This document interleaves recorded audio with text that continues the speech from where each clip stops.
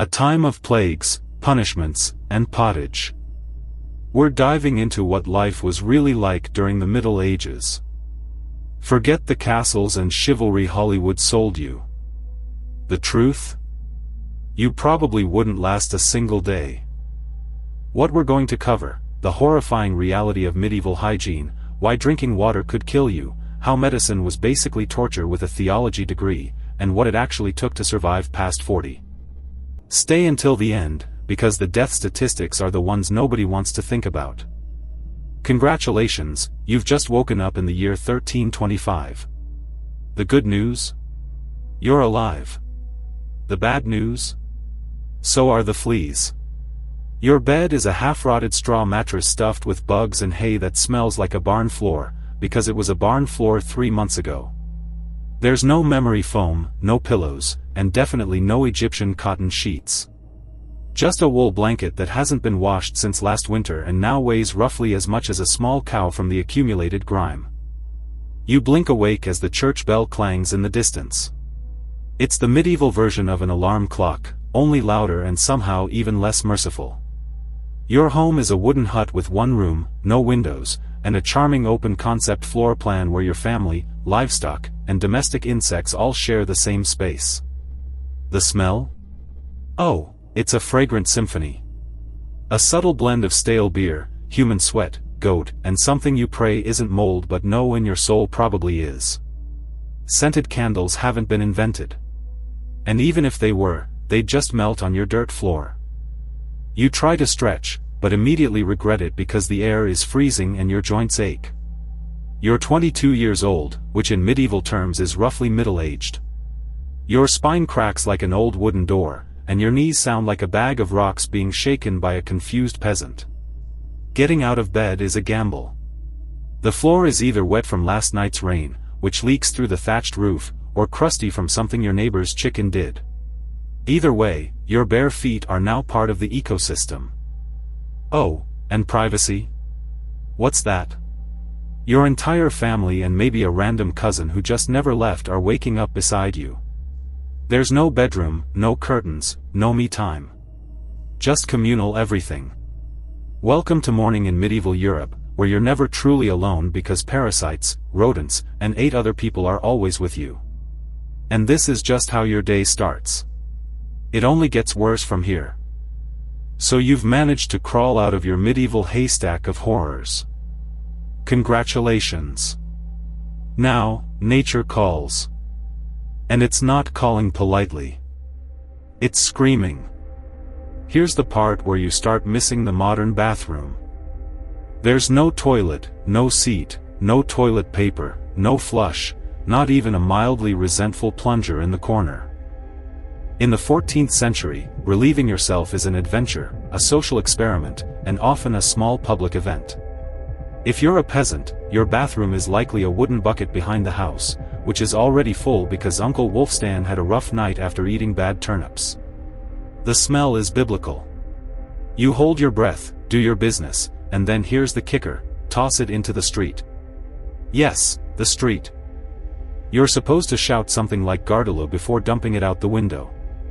That's old French for watch out below, although frankly, no one ever moves fast enough.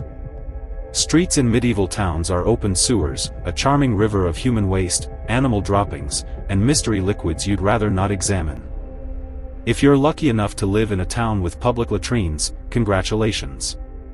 You get to sit shoulder to shoulder with strangers in an outhouse where privacy is a myth and ventilation is a cruel joke. You might make small talk, but try not to breathe too deeply. Toilet paper? Never heard of it. Most people wipe with straw, leaves, rags, moss, or if they're feeling especially indulgent, a scrap of wool.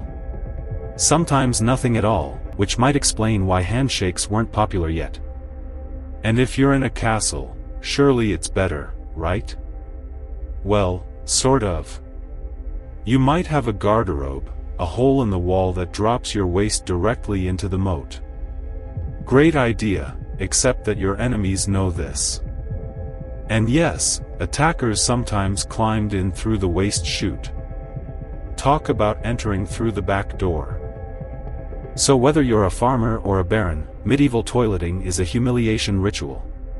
It's cold, it's public, it's dangerous, and it's never not disgusting. One slip on a wet stone path and you're face first in humanity's leftovers. And you still haven't brushed your teeth, but we'll get to that next. You survived the toilet. You deserve a reward, right? Maybe a nice breakfast. Something warm, delicious, comforting. Sorry. This is medieval Europe. Nothing is comforting here. Breakfast, if you can call it that, is a grim affair. There are no eggs Benedict, no coffee machine sputtering awake, and certainly no avocado toast. You sit down, or squat near the fire, to a wooden bowl of something that looks like it was scraped off a muddy boot. Welcome to your daily ration of pottage. Pottage is a thick, gloopy stew made of whatever you can find. Grains, root vegetables, maybe a few beans if you're lucky. It's been simmering in the same pot for days, sometimes weeks, and new ingredients are just dumped on top of the old ones. It's less of a recipe and more of an ongoing edible experiment. On the side? A hunk of bread so hard it could deflect arrows. It's made from coarse rye or barley flour, often bulked up with sawdust, ground up acorns, or other creative ingredients because wheat is a rich man's fantasy. This loaf is not your friend. You don't slice it. You negotiate with it.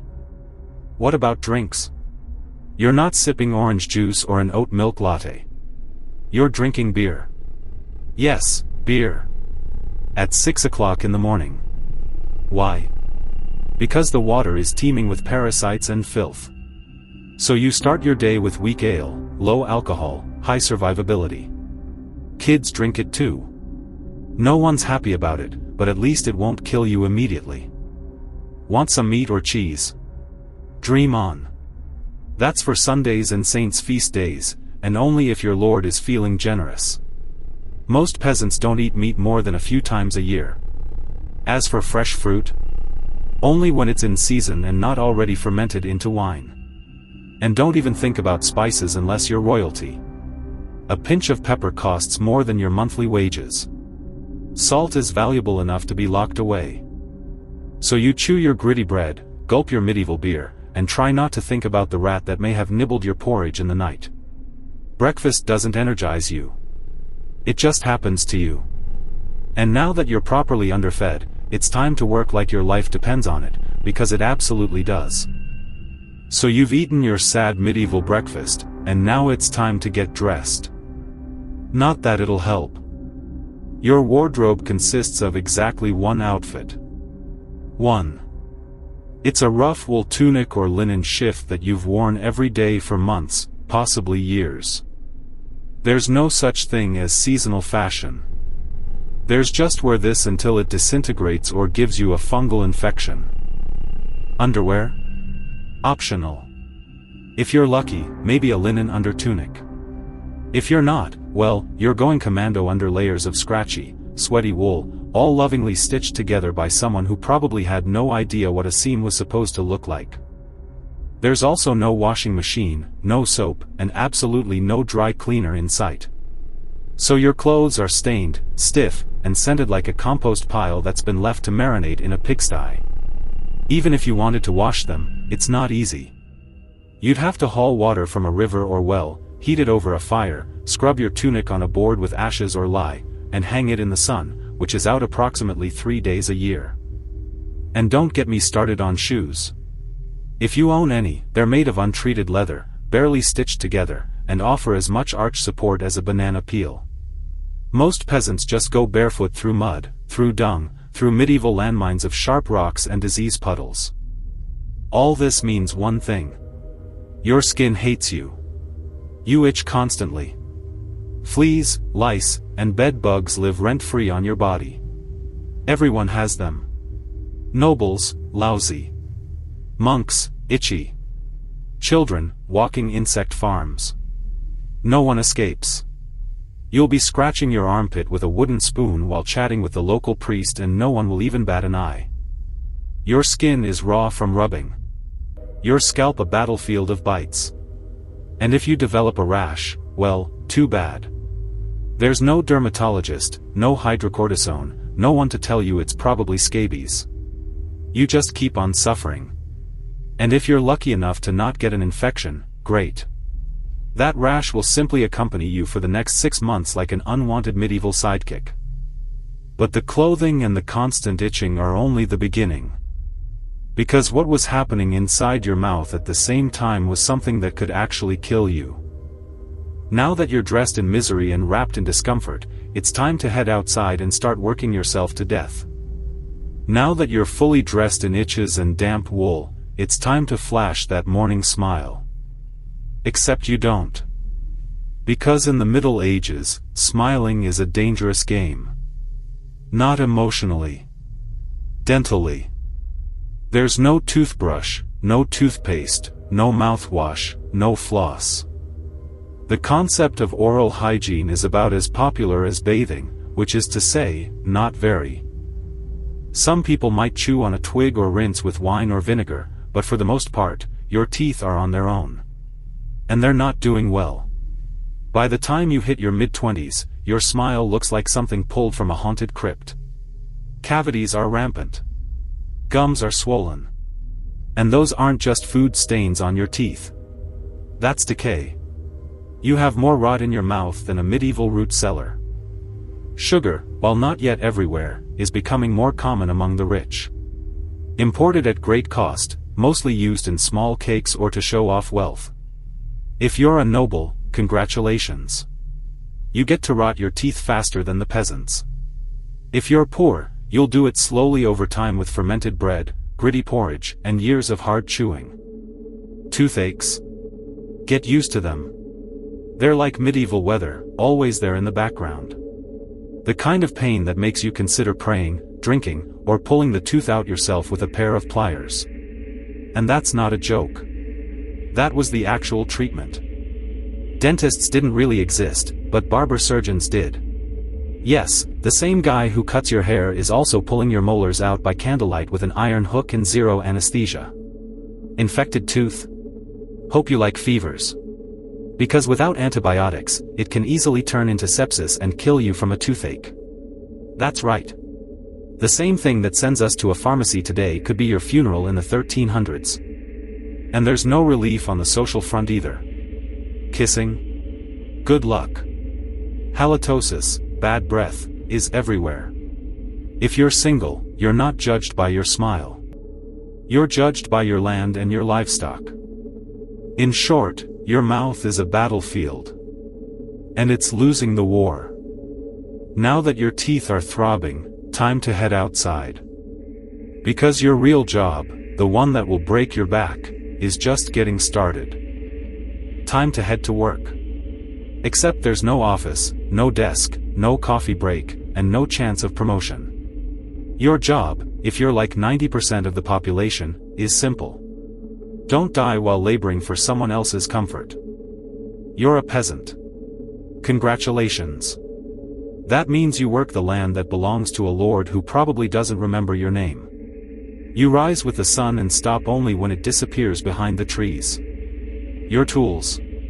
A wooden hoe, a rusty sickle, and whatever bones are still intact in your body. There's no weekend. There's no clocking out. There's only sunrise to sunset, 6 days a week. Sunday is off, but only if you're not harvesting, fighting off raiders, or praying feverishly for your infected toe to stop turning black. The work is brutal. Fields are plowed by hand or with oxen if you're rich enough to afford one. You dig ditches, sow seeds, pull weeds, and carry water until your spine begins to resemble the letter S. No one cares if you're tired. No one's asking how your mental health is doing. If you're a woman, surprise. You don't just do field work. You also care for children, clean, cook, spin wool, feed animals, and pretend your husband's lice infestation isn't slowly migrating to your side of the bed. Children? They start helping out around age 5. No school, no toys, just a tiny wooden rake and a dream of one day not dying of the flu.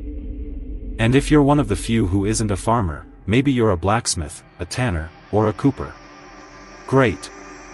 You still work with fire, chemicals, or animal guts all day in poorly ventilated sheds.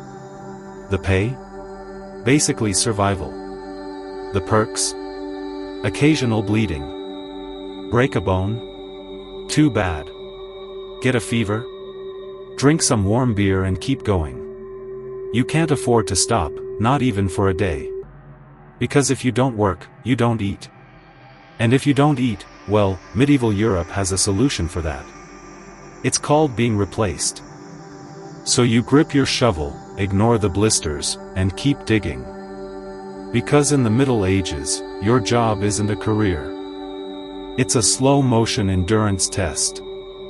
Now that your back is on fire from laboring in the fields, the weather deserves some attention. Because in the Middle Ages, temperature is less about seasons and more about ongoing punishment from the sky. Winter comes with no insulation, no central heating, and no weather stripping. Just wooden walls with gaps you could throw a chicken through. Your windows? Covered with cloth, not glass. The fire in the hearth? Nice in theory, but you don't have enough firewood to keep it going because wood is expensive, and gathering it from the forest is sometimes illegal. Yes, you can be executed for picking up the wrong stick from the wrong forest. You bundle up in your one damp wool tunic, huddle near the dying embers, and still wake up with your nose frozen. Your feet permanently cold, often damp. Your fingers so stiff they feel like tiny medieval popsicles. Frostbite isn't diagnosed. It's just called bad luck. Now fast forward to summer. Sounds better, right? Wrong. In summer, your home turns into a clay oven. There's no fan, no cross breeze, and absolutely no deodorant. You sweat through your layers, but you can't remove them because showing too much skin is scandalous and also invites sunburn, insect bites, and social judgment. The flies are out in full force, attracted to your unwashed body and the smell of last week's goat stew that's still fermenting in the corner. Mosquitoes buzz by your ear while you sleep, assuming you can sleep through the sound of your neighbors yelling and babies crying. In the fields, the sun bakes you. No sunblock, no hat unless you fashioned one out of straw like a desperate scarecrow. The worst part? You still have to work. Heat stroke is just called taking a bad turn. So you're either shivering in your own hovel, wondering if your toes will make it to spring, or you're sweating through your only pair of socks while your thighs chafe into oblivion. And the one thing that never changes, no matter the season? Your clothes still itch, your food is still terrible, and your next job is still waiting. Welcome to climate control, medieval style. There is none. Feeling thirsty? Need to freshen up? Want to splash a little water on your face to wake up from this damp fever dream of a life? Too bad. In medieval times, water isn't your friend. It's trying to murder you quietly. The nearby stream looks fresh, bubbling, and clear, like something out of a fantasy movie. But spoiler alert, it's not. Upstream, someone just dumped a chamber pot into it. And if not that, then a dead pig is probably decomposing in it. Parasites, bacteria, and the entire microbial army of medieval Europe are waiting in every sip. That's why people drank beer. Yes, beer. Even children. But before you imagine medieval kids doing keg stands, understand that it was small beer, weak in alcohol, strong in survival. Brewing boiled the water, so it was safer than whatever flowed through the town ditch. Wine was another option if you were rich enough to afford it and unconcerned with functioning properly before noon. What about bathing? Surely water was used for cleaning. In theory, yes. In practice, absolutely not. See, back then, people believed bathing actually opened your pores and let disease in. That's right. Washing yourself was considered medically risky. You were cleaner, apparently, if you never removed the protective layer of filth caked onto your skin. Communal bathhouses did exist, but they quickly gained reputations as places for gossip, scandal, and sometimes full-on medieval extracurriculars. So naturally, the church got involved and shut many down. Even if you did want to bathe, it was a full production. You'd need to fetch water from the well, boil it over a fire, fill a wooden tub that leaked, and then pray no one else in the house used it before you, or worse, after. And rainwater? Collected in open barrels where birds poop, insects breed, and moss thrives. Sounds refreshing, doesn't it? So whether it's going in your mouth, on your body, or onto your crops, water in the Middle Ages is less of a life source and more of a gamble. One wrong gulp and you're spending your final days sweating in a straw bed, clutching your stomach and contemplating all your life choices. But contaminated water is almost a mercy compared to what comes next. Because when you actually get sick in the Middle Ages, the cure might be worse than the disease itself. So you drank the water. Or maybe you didn't. Maybe you just stubbed your toe on a rock shaped like disappointment. Either way, you're sick. You need help. You need a doctor. Too bad you live in the Middle Ages, where medicine is really just polite torture with a theology degree. The diagnosis comes first. Everything wrong with you, whether it's a cough, rash, broken bone, or the creeping plague, is caused by your humors being out of balance. The four humors were blood, phlegm, yellow bile, and black bile. According to medieval science, your health depends on keeping them balanced, like some sort of internal soup. Got a fever? Too much blood. The answer? Bloodletting. That's right. Drain your life force into a bowl using a dull blade or a hungry leech. And yes, barbers were often the ones doing it. Imagine getting a haircut and a hemoglobin extraction in one sitting. 2 for 1, baby.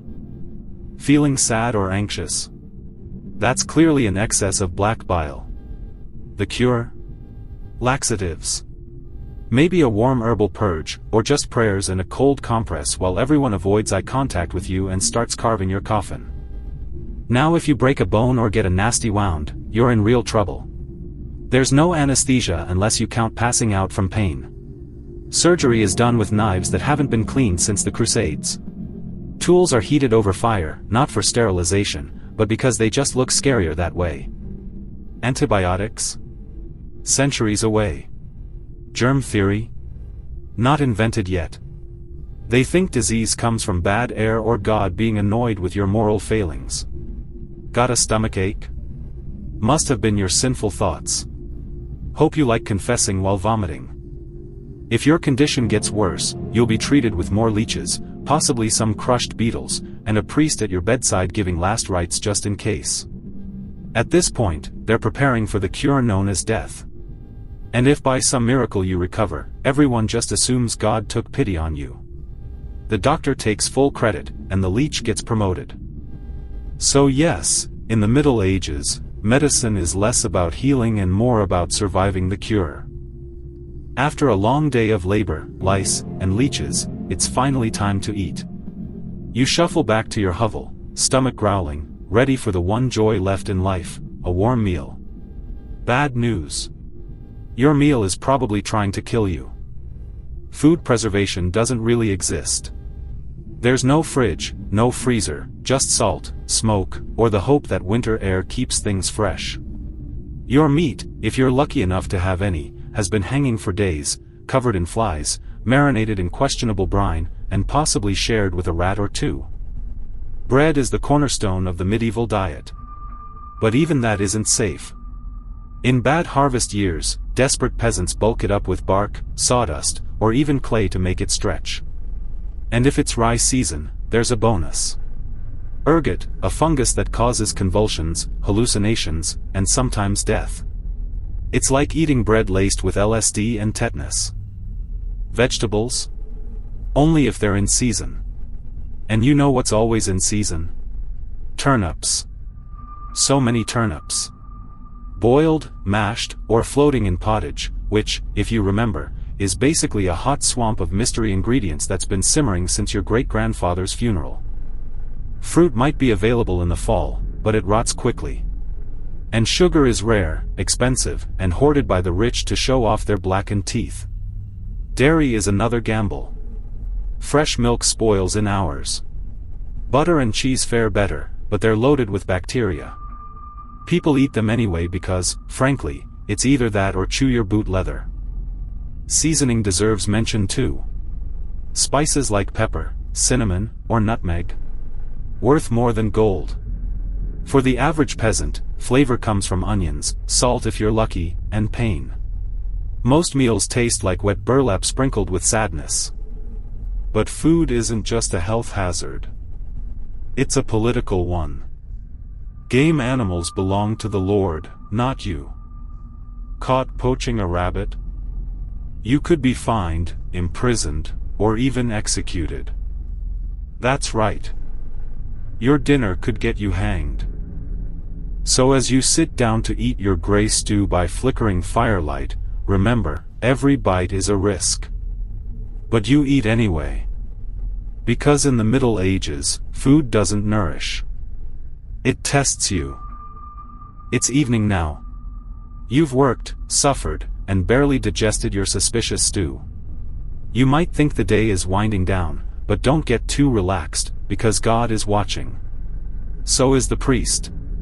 And so is your neighbor Agnes, who will absolutely rat you out if you miss Mass.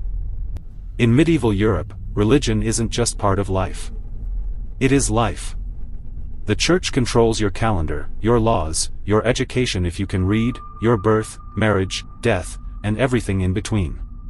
Think of it as your spiritual landlord. And you're always behind on rent. Every day is structured around prayer bells.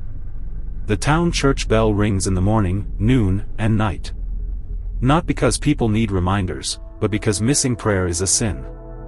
Forget to bow? Sin. Eat meat on a Friday? Sin. Think about your neighbor's wife in that one dream? Double sin. And yes, hell is very real. Vividly real. Priests describe it in glorious detail. Rivers of fire, lakes of boiling blood, demons with pitchforks, and eternal wailing. If the plague doesn't scare you, eternal damnation definitely will. You can't read the Bible yourself because it's written in Latin, a language reserved for monks, clergy, and that one noble kid who's too good for dirt. You rely on the church to interpret everything for you. That means if the priest says your crop failure is because you didn't pray hard enough, well, time to kneel harder. Tithes, a tenth of everything you own, are mandatory. If you grow wheat, you give wheat. If you raise chickens, you give eggs. If you have nothing, congratulations. You're spiritually bankrupt and financially doomed. Holidays? They're holy days. Dozens of them. And while they offer breaks from labor, they're not for fun. They're for attending Mass, fasting, confessing sins, and reminding yourself that joy is a dangerous indulgence. Questioning the church is dangerous. Heretics are burned. Witches are drowned. Blasphemers are flogged. Skeptics are quickly reformed. So you go through the motions. You chant. You bow. You pray that your soul, after enduring this dirt-covered life, might finally land in paradise, assuming the priest likes you. Because in the Middle Ages, God may be merciful, but the church? Not so much. If you thought being a medieval peasant was rough, try doing it as a woman. All the filth, famine, and fear, plus childbirth, subservience, and social invisibility. In the Middle Ages, being a woman is like being on hard mode with no health potions and no restart button. From birth, a girl's life path is pretty much locked in. Marry young, bear children, serve your husband, die tired. Education? Not likely. Unless you're from a noble family and sent to a convent, your intellectual development stops around the time you learn how to churn butter and patch a tunic. Marriage happens early. Really early. It's not weird to be betrothed at 12 and pregnant by 14. It's not about love. It's about land, livestock, and alliances. Your opinion? Not required. Once married, you're basically your husband's property. Your job is to produce heirs, feed everyone, keep the house running, and not complain. Because complaining might get you branded a nag, or worse, a witch. That label comes with a complimentary drowning or burning, depending on local fashion. Childbirth is a death lottery. There's no prenatal care, no sterile tools, no anesthesia. Midwives do their best, but even minor complications can mean death for the mother, the child, or both. Some women survive 10 pregnancies. Many don't survive 2.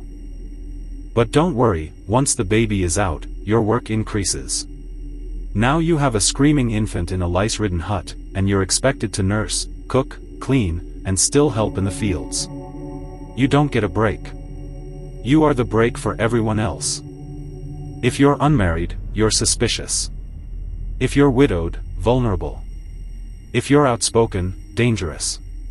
Women who didn't conform were often accused of witchcraft, especially if they had herbal knowledge, a strong personality, or just looked at someone funny on a rainy Tuesday. Even in the church, your role is limited. Nuns lived under strict rules. No speaking without permission, no freedom of movement, and your spiritual worth always ranked below men. In short, if you're a woman in the Middle Ages, you're expected to endure, obey, reproduce, and suffer in silence, ideally while smiling. Because even in a time of universal suffering, women were somehow expected to suffer gracefully. So far you've battled filth, starvation, social injustice, and possibly a goat. But just when you think your day can't get any worse, here comes violence. Loud, bloody, and often completely acceptable by medieval standards. The Middle Ages were not peaceful. The idea of law and order mostly meant hope the local lord isn't in a bad mood. Violence is everywhere. In the home, in the streets, on the battlefield, in church disputes, and sometimes in line at the communal bread oven. Crime is common, punishment is brutal, and justice is more performance art than protection. Steal a loaf of bread? You could lose a hand. Accused of lying? Your tongue might get pierced. Gossip too much? Meet the scold's bridle, a metal mask strapped to your head with a bar in your mouth for correction, of course. Say you're accused of something serious. Heresy, theft, witchcraft. How do you prove your innocence? By being tortured, obviously. Welcome to trial by ordeal. One version, you stick your hand in boiling water to retrieve a stone. If it heals without infection in 3 days, you're innocent. If not, you're guilty. Another option? You're tossed into a river. If you sink, you're innocent and probably dead. If you float, you're guilty and will be punished anyway. It's like a medieval game show where the prize is survival and the host is actively rooting against you. And if you're sentenced to death, that's a public event. Executions are performed in front of cheering crowds. Hangings, beheadings, burnings. Sometimes people bring snacks. It's the medieval equivalent of cable TV. Domestic violence? Completely normal. Husbands were allowed, even expected, to discipline their wives and children. Street fights? Commonplace. You could be beaten just for looking the wrong way at a noble's horse. And war? Always simmering. Local feuds, territorial disputes, religious crusades. Someone's always marching off to stab someone else in the name of honor, God, or boredom. Violence isn't a breakdown of society in the Middle Ages. It is society. Everyone lives with the constant knowledge that life is fragile, justice is arbitrary, and your neighbor might bash your head in over a pig. So walk carefully, keep your eyes down, and never trust anyone with a club. At this point, you've made it through the lice, the leeches, the laundryless misery, and the looming threat of public disembowelment. But now comes the final chapter of most medieval lives, an early and unglamorous death. If you're alive and still breathing past the age of 40, you're practically a celebrity. You might even be referred to as the Old One, which is less of a nickname and more of a statistical miracle. The numbers tell a brutal story. The average life expectancy hovers around 30 to 40 years, but that number is dragged down heavily by infant mortality. Nearly half of all children died before reaching age 5. Disease, malnutrition, or one bad winter was all it took. No vaccines, no antibiotics, no hope. If you survived childhood, you entered adulthood already exhausted. Work began as soon as you could walk upright, and by 25, your joints creaked like a monastery door. You might be missing several teeth, a finger, and most of your original optimism. Women faced a particularly deadly gauntlet: childbirth. It was one of the leading causes of death for medieval women. No pain relief, no medical intervention, just prayer, hot water, and someone holding your hand while you bled out on a straw-stuffed cot. For men, the dangers were different but equally relentless. Farming accidents, infections from minor wounds, a neighbor's drunken rage, a crusade gone sideways. Even walking to the market could be risky if you crossed paths with a bored bandit or an angry tax collector. Death could also come quietly, from the plague, which turned cities into cemeteries overnight, or from famine, which could last entire seasons, thinning out entire villages. Or from bad luck, like eating spoiled grain and spending your final hours hallucinating and screaming at the walls. And funerals? You were lucky if you got one. Bodies were often buried quickly to avoid disease.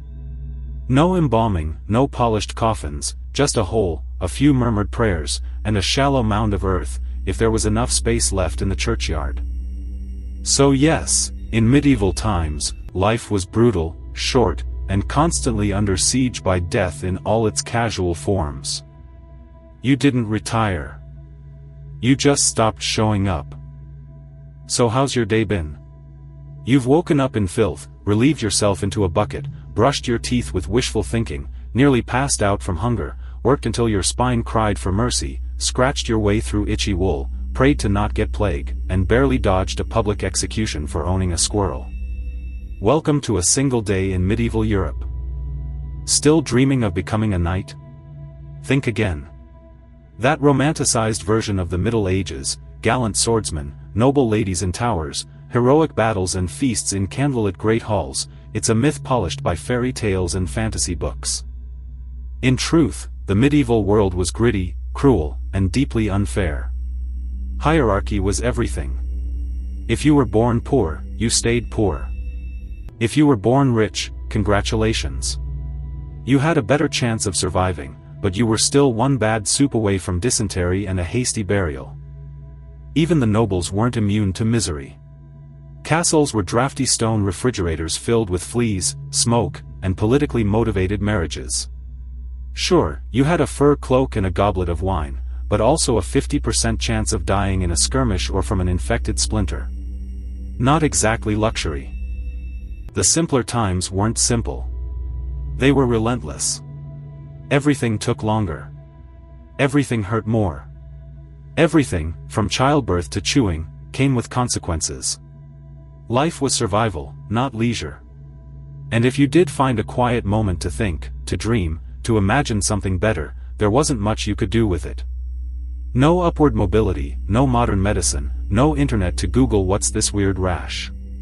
You lived, suffered, worked, and died within a 10-mile radius of where you were born. But here's what makes this almost darkly beautiful. Through all of this, people still laughed, sang songs, told stories, fell in love, and found meaning. Not because life was easy, but because humans are stubborn like that. Even in the darkest chapters, they made space for light. So tonight, when you slip into your clean bed with indoor plumbing, antibiotics, and central heating, maybe say a quiet thank you to the modern world. But also remember this: everything you take for granted, the toilet, the toothbrush, the clean water, someone had to fight, suffer, and die without it first. And if any of those systems fail, even temporarily, you'll get a very small taste of 1325 all over again.